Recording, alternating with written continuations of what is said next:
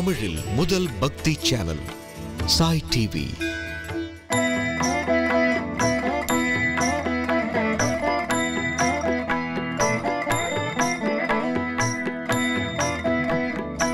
शरण्ये वरण्ये सुखारुण्यमूर्ते हिरण्योदरादै सगण्यैषु पुण्ये भवारण्य बीदेश मापाहि भद्रे नमस्ते नमस्ते नमस्ते भवानी.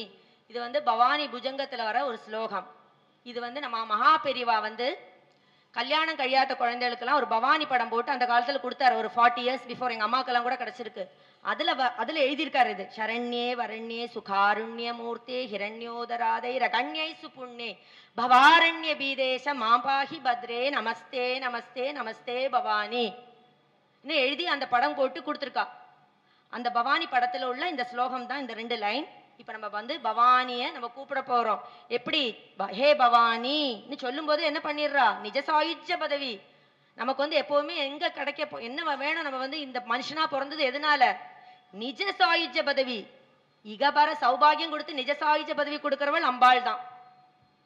நமக்கு இங்கே உலகத்தில் என்னெல்லாம் நமக்கு வேணுமோ அதையும் தந்து திருப்திப்படுத்தி அவளோட பாதத்தில் நம்மளை கொண்டு சேர்த்துக்க போறா. ஸோ இந்த 100 ஸ்லோகத்தில் இந்த ஒரு சுதா சிந்து ஒரு மத்திய சொல்லிட்டோம். அடுத்து பவானி வந்து 3 வாட்டி சொல்லலாம். சொல்றவா சொல்லுங்க, கண்ணை மூடி இந்த ஸ்லோகத்தை வந்து சிரவணம் பண்ணிக்கோங்க.